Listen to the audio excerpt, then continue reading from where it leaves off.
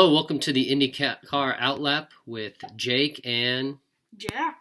So today we're going to talk about the qualifying for the GMR Indy Grand Prix.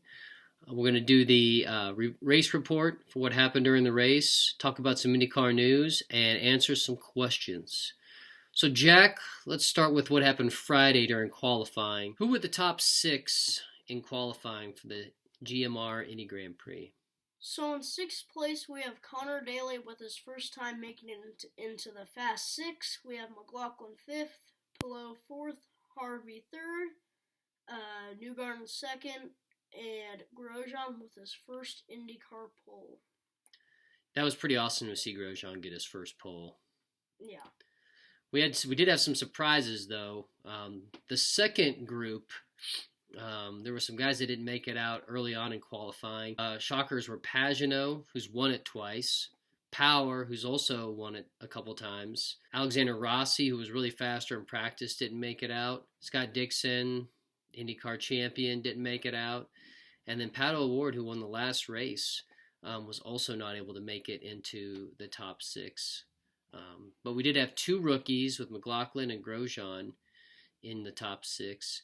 And then we did have Connor Daly in there for the first time, which was really cool to see him. Although the race wouldn't go so well for Connor Daly. So, Jack, the race report, turn 1, always really tricky in any race, especially when you start side by side like they do in IndyCar. What happened in turn 1, lap 1? So what I think I heard was that Ed Jones hit Pagenaud, which Pagenaud hit Daly and sent him off. Ed Jones kind of pushed Pagenaud, and Pagenaud didn't see Connor, so he just hit him. And then during the yellow, Dixon and O'Ward pit, and Rahal also pit, but he pit twice. Once for tires and once for fuel. Yeah, so there's a lot going on there. Connor, got knocked off, and it didn't look like a huge hit. If anything, it looked like he was going to get a puncture with the wing hitting his rear, but it somehow knocked his car out of gear, and he just was not able to get it going. They did get him back to the pits, and he was able to turn some laps, eventually retiring later on in the race. But Dixon and O'Ward went really aggressive, getting fuel and red tires, and they just started crushing it. And then, of course, Rahal, I guess he pitted twice. We didn't really see it. He had some damage to his rear end that they taped.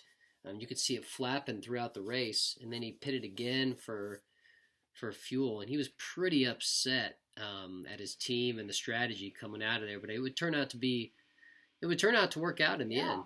Yeah, it did. So in the first third part of the race, Rowan just took off. He started on reds. He got a 4-second advantage by lap 13. Pillow was chasing him. But then in the second third, a couple things happened up front, and there was a shakeup, wasn't there? Harvey had a slow pit stop and a puncture, so it dropped him down. And he was racing really well. He was like in third when that happened. Up there. Pillow tried to undercut Grosjean, which in the end didn't really work out. Hunter A cycled through to the front, and he ended up having a good race. Yeah, he did. Considering our last episode when we put him at the bottom tier. Yeah, he's had a tough start of the year. Yeah, but he delivered and got a good finish. VK passed Grosjean for lap 45 and took off. Never looked back. Yep. So yeah, VK, he held on for the win. He gapped Grosjean by about, I think got to about 8 or 9 seconds. And then towards the end, Grosjean started catching him. But I think VK was being told that he needed to save fuel towards the end of that race. So I think he was kind of coasting on some turns, and that's how Grosjean was able to kind of catch back up. But man, what a race for VK. What a race for Grosjean. Really solid race for Pillow. That's obviously VK's first win. An incredible race by Rahal, a strategy that looked kind of questionable at the beginning, a car that looked like it wasn't in the best shape. Rahal ended up finishing 5th. Rossi and Dixon were some of the biggest movers. Pato O'Ward only finished 15th. I think that's a big disappointment for someone who was second in the championship standings. But we did have a big number pop up during the race. What number popped up? They had 8 commercials. We did see just a couple Carvana commercials, so our count was 8. Yeah. All right, so we did have some IndyCar news. What's the first big news item of this week? Well, the Honda Indy Toronto race was canceled due to COVID. I'm really disappointed. Definitely a disappointment for James Hinchcliffe. That'd have been his home race. Canada did cancel an F1 race earlier this year. Toronto's a street course. Would have been really cool to go back there. There's been some good races there in the past. Another news item. There was a 36 car field that was announced for Indy 500. That's been reduced down to 35. Cody Ware, who is going to drive a third car for Dale Coyne Racing, has dropped out. So we still have 35 for the Indy 500, and that still means two cars are not going to be able to race in the 500 because they'll get bumped out. What do we have to look forward to next week as we prepare for the Indy 500? Well, Tuesday to Friday, we have practice. 6 practices, and then on Saturday we have qualifying 1 and Fast 9 and Bump Day, last row on Sunday. Yeah, so I can't wait for that. It's going to be some fun qualifying to watch and see who can get in that Fast 9 to qualify again on Sunday and, see who gets bumped. All right, so we do have some questions for this week. Mario Andretti, a couple weeks ago, I think it was just after the St. Pete race where Colton Herta took the win. He was trying to persuade people to look at an American driver, specifically Colton Herta, as a possibility to go to F1. So that made us ask the question, if we get to choose an American driver, not just any IndyCar driver, but an American driver, who would we like to see in F1? Go ahead, Jack. Who do you think you'd like to see in F1? I think it would have to be Jack Crawford. It's his first year in F3, and he's a Red Bull Junior driver, and I think he's really good, and I hope he goes to F1. Yeah, he's just turned 16 years old, so he's pretty young, and he's going to be racing F3 this year. I think I'd like to see Colton Herta over there. Colton has been, I think, a 3-time winner now. He is extremely fast, and I think he'd have a lot of support. The Herta name is a pretty popular name around autosports.